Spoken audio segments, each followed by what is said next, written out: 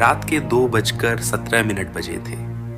पूरा शहर गहरी नींद में डूबा हुआ था, लेकिन सेक्टर 9 की एक पुरानी सुनसान ऑफिस बिल्डिंग में हल्की हल्की टिमटिमाती रोशनी अब भी जिंदा थी।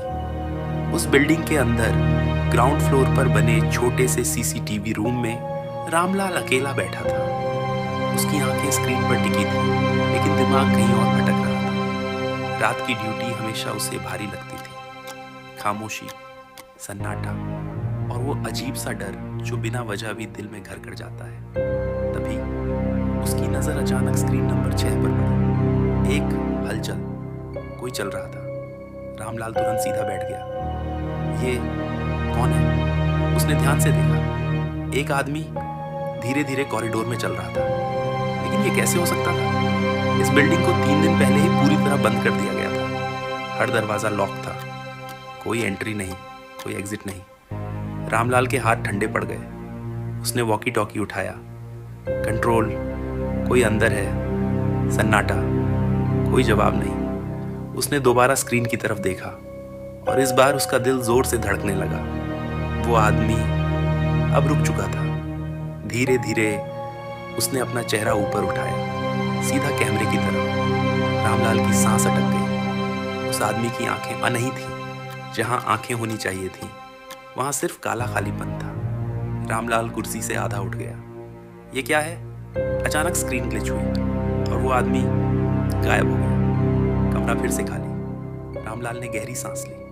कैमरा खराब है, बस खुद को समझाने लगा। लेकिन तभी उसके पीछे से एक धीमी आवाज आई, तुम मुझे देख रहे हो? रामलाल का शरीर जम गया। उसकी उंगलियां कुर्सी को कसकर पकड़ गई। वो धीरे धीरे पीछे मुड़ा, लेकिन वहां कोई नहीं था। कमरा खाली था। उसने राहत की सांस ली, लेकिन डर अब भी उसके सीने में जिंदा था। तभी उसकी नजर फिर से सीसीटीवी स्क्रीन पर गई और इस बार उसकी रूह कांप गई। स्क्रीन में वही आदमी खड़ा था और उसके ठीक पीछे एक और आकृति दिखाई दे रही थी। वो आकृति रामलाल खुद था। स्क्रीन में दिख रहा था रामलाल अपनी कुर्सी पर बैठा है और उसके पीछे वही अजीब आदमी खड़ा है। रामलाल ने धीरे धीरे पीछे मुड़कर देखा और इस बार वो सच में वहीं था, ठीक उसके पीछे। रामलाल की आंखें फैल गईं। वो आदमी अब साफ दिख रहा था और उसका चेहरा रामलाल जैसा ही था, बिल्कुल वैसा जैसे आईने में खुद को देख रहा हो। तुम कौन हो? रामलाल की आवाज कांप रही थी। वो मुस्कुराया, एक ठंडी डरावनी मुस्कान। मैं वही हूं जिसे तुमने मार दिया था। रामलाल के पैरों तले जमीन खिसक गई। नहीं नहीं, मैंने किसी को नहीं मारा। उसका दिमाग तेजी से भागने लगा, लेकिन तभी उसकी आंखों के सामने अंधेरा छा गया और यादें लौटने लगी। 3 साल पहले यही बिल्डिंग, रात का समय। वो तब गार्ड नहीं था, एक क्लीनर था। उसने एक आदमी को देखा था जो चोरी कर रहा था। रामलाल ने उसे रोका। दोनों के बीच बहस हुई। बहस लड़ाई में बदल गई और गुस्से में रामलाल ने उसे जोर से धक्का दे दिया। वो आदमी सीढ़ियों से गिरा और नीचे जाकर बिल्कुल शांत हो गया, खामोश, हमेशा के लिए। रामलाल के हाथ कांपने लगे थे उस रात। डर के मारे उसने किसी को कुछ नहीं बताया, बॉडी को छुपा दिया और अगले दिन सब कुछ ऐसे चलने लगा जैसे कुछ हुआ ही नहीं। वक्त बीतता गया और वो याद धीरे धीरे दफन हो गई। लेकिन आज वो वापस आ चुकी थी। तुमने सोचा मैं चला गया? वो परछाई धीरे से बोली। मैं हर रात यही था, तुम्हारा इंतजार कर रहा था। कमरे की लाइट्स अचानक झपकने लगी। 1, 2, 3 और फिर पूरा कमरा अंधेरे में डूब गया। सिर्फ उसकी सांसों की आवाज गूंज रही थी। रामलाल पीछे हटने लगा। मुझे छोड़ दो, मैंने जानबूझकर नहीं किया। कोई जवाब नहीं, सिर्फ अंधेरा। फिर अचानक उसके कान के पास एक फुसफुसाहट हुई। आज हिसाब पूरा होगा। रामलाल चीखना चाहता था, लेकिन आवाज नहीं निकली। उसकी आंखें फैल गईं और फिर सब कुछ शांत हो गया। सुबह के 6 बजे नया गार्ड ड्यूटी पर आया। उसने सीसीटीवी रूम का दरवाजा खोला। अंदर सब कुछ सामान्य लग रहा था, लेकिन जैसे ही उसकी नजर कुर्सी पर गई, उसकी चीख निकल गई। रामलाल वहीं बैठा था, सीधा, जैसे रात में बैठा था। लेकिन उसकी आंखें अब नहीं थी। वहां सिर्फ काला खालीपन था। सीसीटीवी स्क्रीन अब भी चालू थी और उसमें कॉरिडोर में अब दो आकृतियां चल रही थी। एक वही अजीब आदमी और दूसरी रामलाल। सुबह के 6:05 बजे सीसीटीवी रूम के बाहर भीड़ लग चुकी थी। नया गार्ड सुरेश अब भी कांप रहा था। उसकी आंखों में वो मंजर बार बार घूम रहा था। अंदर कुर्सी पर बैठा रामलाल सीधा बिना हिले, लेकिन उसकी आंखें गायब। पुलिस को तुरंत बुलाया गया। कुछ ही देर में इंस्पेक्टर अभिषेक सिंह मौके पर पहुंच गया। कमरे में कदम रखते ही उसने चारों तरफ नजर दौड़ाई। सब कुछ सामान्य दिख रहा था। कोई जबरदस्ती का निशान नहीं, कोई खून नहीं, कोई संघर्ष नहीं। बस एक चीज अजीब थी, रामलाल का चेहरा। उसकी आंखें खुली हुई थी, लेकिन वहां कुछ था ही नहीं, जैसे किसी ने अंदर से निकाल लिया हो। किसने सबसे पहले देखा? अभिषेक ने पूछा। सुरेश ने हाथ उठाया। सर, मैं सुबह ड्यूटी पर आया और उसकी आवाज टूट गई। अभिषेक ने उसे शांत किया। ठीक है, धीरे धीरे बताओ। सुरेश ने पूरी बात बताई। अभिषेक ध्यान से सुनता रहा। फिर उसकी नजर सीसीटीवी स्क्रीन पर गई। फुटेज निकालो, उसने कहा। तकनीकी टीम तुरंत काम में लग गई। रात 2 बजे से रिकॉर्डिंग चलाई गई। सब कुछ सामान्य था। खाली कॉरिडोर, बंद दरवाजे। फिर 2:17 AM स्क्रीन नंबर 6 पर हलचल हुई। एक आकृति दिखाई दी। कमरे में मौजूद सभी लोग चुप हो गए। वो आदमी धीरे धीरे चल रहा था। अभिषेक ने स्क्रीन के पास जाकर ध्यान से देखा। झूम करो। चेहरा साफ हुआ और जैसे ही हुआ, कमरे का माहौल बदल गया। उस आदमी की आंखें नहीं थी, सिर्फ काला अंधेरा। ये कोई मास्क है, एक कांस्टेबल बोला। लेकिन अभिषेक चुप था। उसकी नजरें स्क्रीन पर जमी थी। फिर वीडियो आगे बढ़ा। वो आदमी अचानक रुक गया और कैमरे की तरफ देखने लगा, सीधा, जैसे उसे पता हो कोई उसे देख रहा है। अभिषेक के हाथ अपने आप मुट्ठी में बदल गए। ये नॉर्मल नहीं है। फिर वीडियो ग्लिच हुआ और वो आदमी गायब। बस? सुरेश ने डरते हुए पूछा। नहीं, अभिषेक बोला। आगे चलाओ। वीडियो आगे बढ़ा। कुछ सेकंड तक कुछ नहीं हुआ। फिर स्क्रीन अचानक अपने आप बदल गई। अब सीसीटीवी रूम का कैमरा दिख रहा था। सबकी सांसें रुक गईं, क्योंकि उसमें रामलाल कुर्सी पर बैठा था और उसके पीछे वो आदमी खड़ा था। कमरे में सन्नाटा छा गया। ये लाइव था? एक पुलिस वाला फुसफुसाया। नहीं, ये रिकॉर्डिंग है, तकनीशियन बोला। अभिषेक ने धीरे से कहा। आगे वीडियो चला। वो आदमी धीरे धीरे झुका। रामलाल के कान के पास कुछ कहा। ऑडियो नहीं था, लेकिन उसके होंठ हिल रहे थे। फिर अचानक स्क्रीन पूरी तरह काली हो गई। कुछ सेकंड और फिर वीडियो वापस आया। रामलाल अब भी कुर्सी पर बैठा था, लेकिन उसकी आंखें अब गायब थीं। कमरे में खड़े हर इंसान के शरीर में सिहरन दौड़ गई। ये पॉसिबल नहीं है, एक कांस्टेबल ने कहा। अभिषेक ने कुछ नहीं कहा। उसका ध्यान एक और चीज पर गया। वीडियो रिवर्स करो। सबने हैरानी से उसकी तरफ देखा। रिवर्स, तकनीशियन बोला। हाँ, अभी वीडियो पीछे चला। 2:17 AM। फिर उससे पहले और उससे पहले। अचानक अभिषेक ने हाथ उठा दिया।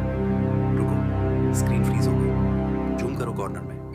सभी की नजरें स्क्रीन के एक छोटे से कोने पर गई और जो उन्होंने देखा उससे उनके होश उड़ गए। कोने में एक और आकृति खड़ी थी, स्थिर, बिल्कुल हिले और वो रामलाल जैसा दिख रहा था। ये पहले से ही वहां था। सुरेश की आवाज कांप गई। अभिषेक ने गहरी सांस ली। अब बात सिर्फ एक मर्डर की नहीं थी, कुछ और था, कुछ ऐसा जो समझ से बाहर था।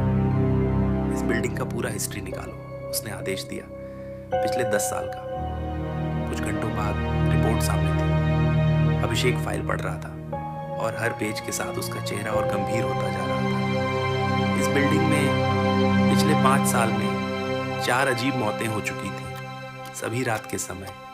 सभी में एक समान बात थी, कोई संघर्ष नहीं, कोई हथियार नहीं, और हर बार आंखें गायब। अभिषेक के हाथ रुक गए। Same pattern. तभी एक कांस्टेबल भागता हुआ आया। सर, एक और चीज मिली है। क्या? बेसमेंट में। अभिषेक तुरंत बेसमेंट की तरफ बढ़ा। नीचे जाते ही एक ठंडी हवा ने उसका स्वागत किया, जैसे वहाँ कुछ जिंदा हो। दीवारों पर नमी थी और एक अजीब सी गंध। लाइट ऑन करो। ट्यूबलाइट टिमटिमाई और जल गई। कमरा धीरे धीरे रोशन हुआ और फिर अभिषेक की नज़र सामने पड़ी। दीवार पर कुछ लिखा हुआ था, खून से। मैं देख रहा हूँ। सुरेश पीछे हट गया। सर, ये किसने लिखा? अभिषेक धीरे धीरे आगे बढ़ा और जैसे ही वो पास पहुंचा, उसकी सांस अटक गई। दीवार के नीचे कुछ और था, पुरानी सड़ी हुई हड्डियां, मानव कंकाल। ये बॉडी है, एक कांस्टेबल बोला। अभिषेक झुक गया, ध्यान से देखा और फिर धीरे से बोला, ये नया नहीं है, कम से कम 3 से 4 साल पुराना। सुरेश की आंखें फैल गई। मतलब? अभिषेक ने उसकी तरफ देखा। मतलब ये वही है जिसे रामलाल ने छुपाया था। अचानक बेसमेंट की लाइट फिर से फ्लिकर होने लगी। 1, 2, 3 और फिर पूरा अंधेरा। लाइट, कोई चिल्लाया, लेकिन लाइट नहीं आई, सिर्फ अंधेरा। और फिर एक आवाज़, धीमी, खुरदुरी। अब अगला कौन है? सबके शरीर जम गए। ये आवाज़ कहीं बाहर से नहीं, यहीं अंदर से आ रही थी। और फिर अचानक एक कांस्टेबल जोर से चिल्लाया, सर पीछे देखो। अभिषेक ने तुरंत पीछे मुड़कर देखा और इस बार उसका चेहरा भी डर से सफेद पड़ गया। अंधेरे में 2 नहीं, 3 आकृतियां खड़ी थी। अब ये सिर्फ एक आत्मा नहीं, एक झुंड बन चुका था। बेसमेंट में घना अंधेरा पसरा हुआ था। सिर्फ लोगों की तेज सांसों की आवाज गूंज रही थी। इंस्पेक्टर अभिषेक की उंगलियां धीरे धीरे उसकी पिस्तौल पर कस गईं। उसकी आंखें अंधेरे को चीरने की कोशिश कर रही थीं।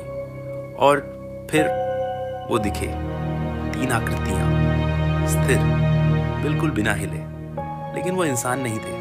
उनके चेहरे अधूरे थे और आंखों की जगह सिर्फ काला खालीपन। सुरेश का गला सूख गया। सर, ये क्या है? कोई जवाब नहीं। अभिषेक ने खुद को संभालते हुए कहा, सब लोग पीछे हटो अभी। लेकिन कोई हिल नहीं पाया, जैसे सबके पैर जमीन में धंस गए हों। तभी उन आकृतियों में से एक आगे बढ़ी, धीरे, बहुत धीरे। और जैसे ही वो रोशनी के हल्के दायरे में आई, अभिषेक की सांस अटक गई। वो चेहरा रामलाल का था, लेकिन टूटा, जैसे किसी ने उसकी पहचान को मिटा दिया हो। तुम? अभिषेक के मुंह से निकला। वो आकृति मुस्कुराई, एक डरावनी अस्वाभाविक मुस्कान। अब हम एक हैं। उसकी आवाज गूंजती हुई कई परतों में थी, जैसे एक साथ कई लोग बोल रहे हों। अभिषेक ने तुरंत पिस्तौल तानी। रुको, एक कदम और आगे बढ़े तो गोली मार दूंगा। वो आकृति रुकी नहीं, बल्कि और पास आ गई। गोली? वो हंसी। तुम पहले भी कोशिश कर चुके हो। अभिषेक का दिल जोर से धड़का। क्या मतलब? तभी दूसरी आकृति आगे आई और इस बार अभिषेक की आंखें फैल गईं। वो चेहरा उसने पहले देखा था, फाइल में। 3 साल पहले का केस। एक आदमी जो इसी बिल्डिंग से गायब हुआ था, जिसकी बॉडी कभी नहीं मिली। तुम? अभिषेक फुसफुसाया। वो आकृति सिर टेढ़ा करके बोली, हाँ मैं, और तुमने मुझे ढूंढा भी नहीं। अभिषेक के दिमाग में कुछ टूटने लगा। ये सिर्फ एक आत्मा नहीं थी, ये उन सभी का मिश्रण था जो यहाँ मरे थे, जिन्हें कभी न्याय नहीं मिला। तभी तीसरी आकृति हिली, धीरे धीरे, और जैसे ही वो रोशनी में आई, सबके होश उड़ गए। वो चेहरा अभिषेक का था। सुरेश चीख पड़ा, सर ये तो आप हैं। अभिषेक पीछे हट गया। नहीं, ये पॉसिबल नहीं है। वो आकृति मुस्कुराई, अभी नहीं, लेकिन बहुत जल्द। अचानक बेसमेंट की लाइट जल उठी, तेज सफेद रोशनी। सबने अपनी आंखें ढक ली। जब रोशनी सामान्य हुई तो वहां कोई नहीं था। तीनों आकृतियां गायब, जैसे कभी थी ही नहीं। सिर्फ ठंडी हवा और सन्नाटा। सब लोग ऊपर चलो अभी, अभिषेक ने आदेश दिया। सब तेजी से बाहर निकले, लेकिन उसका दिमाग अब भी उसी जगह अटका था। वो तीसरा चेहरा, उसका खुद का। ऊपर आकर उसने तुरंत बिल्डिंग को सील करवा दिया। कोई अंदर नहीं जाएगा, कोई बाहर नहीं आएगा। ये मामला अब सामान्य नहीं रहा, उसने खुद से कहा। शाम तक अभिषेक अपने ऑफिस में बैठा फाइलें खंगाल रहा था। हर केस, हर मौत, हर गायब इंसान, सब एक ही जगह से जुड़े थे, वही बिल्डिंग। लेकिन एक चीज बार बार सामने आ रही थी, हर पीड़ित ने मरने से पहले सीसीटीवी में कुछ देखा था, मतलब ये चीज़ कैमरे के जरिए भी दिखती है, अभिषेक ने सोचा। तभी उसका फ़ोन बजा, अनजान नंबर। उसने कॉल उठाई। हेलो। कुछ सेकंड सन्नाटा, फिर एक आवाज़ आई, धीमी, खुरदुरी। तुम मुझे देख सकते हो। अभिषेक का शरीर सख्त हो गया। कौन है? कोई जवाब नहीं। फिर फ़ोन अपने आप कट गया। अभिषेक ने तुरंत अपने कंप्यूटर की स्क्रीन देखी। सीसीटीवी लाइव फीड खुला हुआ था, किसी ने रिमोटली एक्सेस किया था। उसने तुरंत स्क्रीन की तरफ देखा और उसका खून जम गया। स्क्रीन पर उसका खुद का ऑफिस दिख रहा था और उसमें वो खुद बैठा था, लेकिन उसके पीछे एक आकृति खड़ी थी। धीरे धीरे वो आकृति कैमरे के पास आई और इस बार उसका चेहरा साफ दिखा। वो वही था, खाली आंखों वाला, लेकिन इस बार उसकी मुस्कान और गहरी थी और उसने धीरे से कहा, अब तुम समझ रहे हो। अभिषेक ने झटके से पीछे मुड़कर देखा, लेकिन वहां कोई नहीं था। फिर स्क्रीन की तरफ देखा, अब वहां सिर्फ वो खुद था, अकेला। उसकी सांसें तेज हो गईं। अब ये चीज सिर्फ उस बिल्डिंग तक सीमित नहीं थी, ये कहीं भी आ सकती थी, किसी के भी पास। रात के 11 बजे अभिषेक घर पहुंचा, थका हुआ, लेकिन दिमाग अब भी दौड़ रहा था। जैसे ही उसने दरवाजा खोला, घर के अंदर अंधेरा था। शालिनी, उसने आवाज लगाई। कोई जवाब नहीं। उसने लाइट ऑन की। कमरा खाली था, सब सामान्य, लेकिन कुछ अजीब था। दीवार पर एक नया निशान था, खून से लिखा हुआ, अब तुम बच नहीं सकते। अभिषेक का दिल जोर से धड़कने लगा। उसने धीरे धीरे पीछे कदम बढ़ाए। तभी उसके बेडरूम का दरवाजा अपने आप बंद हो गया। धड़ाम, पूरा घर सन्नाटे में डूब गया। अंदर से एक आवाज आई, अब तुम्हारी बारी है। क्या अभिषेक इस अंधेरे से बच पाएगा, या वो भी उसी झुंड का हिस्सा बन जाएगा? जब सच सामने आएगा तो पता चलेगा कि ये आत्माएं क्यों सिर्फ आंखें ही छीनती हैं। दरवाजा बंद हो चुका था अंदर से। इंस्पेक्टर अभिषेक कुछ सेकंड तक वहीं खड़ा रह गया।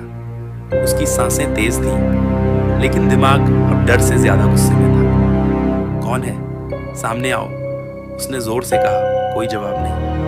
बस कमरे के अंदर हल्की हल्की खरोंचने की आवाज आने लगी, जैसे कोई दीवार पर नाखून घिस रहा हो।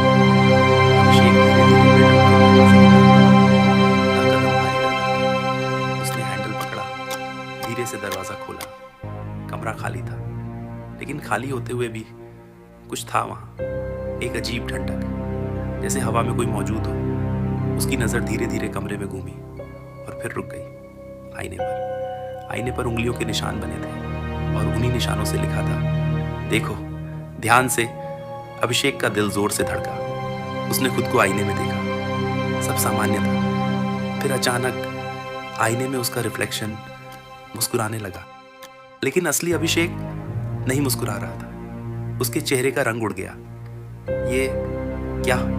रिफ्लेक्शन ने धीरे से सिर टेढ़ा किया और बोला, अब भी नहीं समझे? अभिषेक पीछे हट गया। तुम चाहते क्या हो? आईने वाला अभिषेक हंसा। सच, वो सच जो तुमने छुपाया। अभिषेक की सांस अटक गई। मैंने कुछ नहीं छुपाया। कुछ सेकंड सन्नाटा, फिर आईने में अचानक दृश्य बदल गया। अब उसमें अभिषेक का कमरा नहीं था, बल्कि वही बिल्डिंग का बेसमेंट दिख रहा था। अंधेरा, नमी और वही दीवार जिस पर लिखा था, मैं देख रहा हूं। फिर धीरे धीरे एक नया दृश्य उभरा, 3 साल पहले का। अभिषेक खुद यहीं खड़ा था। वो किसी से बात कर रहा था, एक आदमी जो डर के मारे कांप रहा था। सर, मैंने कुछ नहीं किया, मुझे जाने दो। वो आदमी गिड़गिड़ा रहा था। अभिषेक की आंखें फैल गईं। ये झूठ है, लेकिन आईना सच दिखा रहा था। वो आदमी उसी बिल्डिंग का एक छोटा कर्मचारी था, जिसे चोरी के शक में पकड़ा गया था, लेकिन कोई सबूत नहीं था।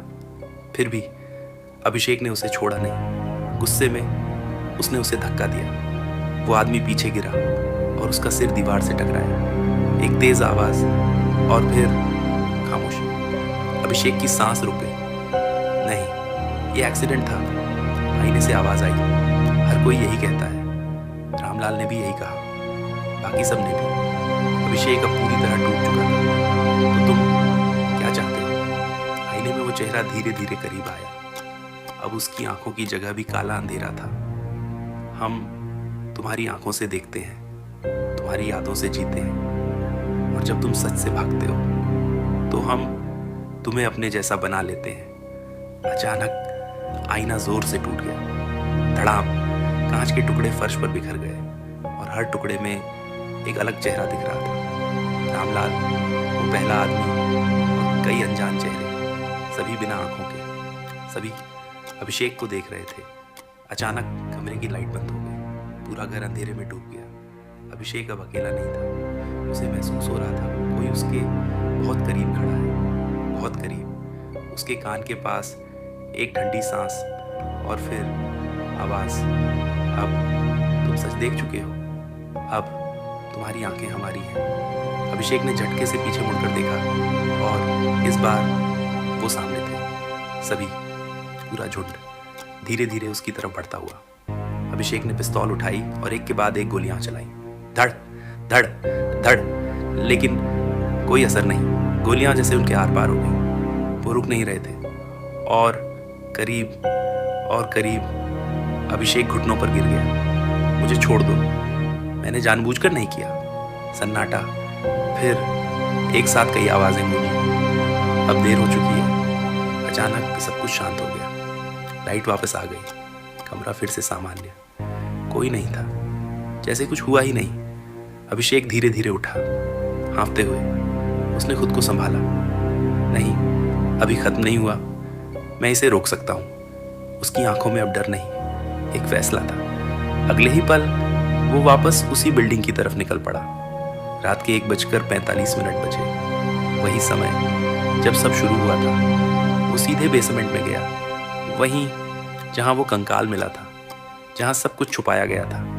उसने अपने हाथों से जमीन खोदना शुरू किया, तेजी से, जैसे उसे पता हो क्या करना है। कुछ देर बाद उसे कुछ मिला, एक पुरानी जंग लगी चेन और उसके साथ एक छोटा सा लॉकेट।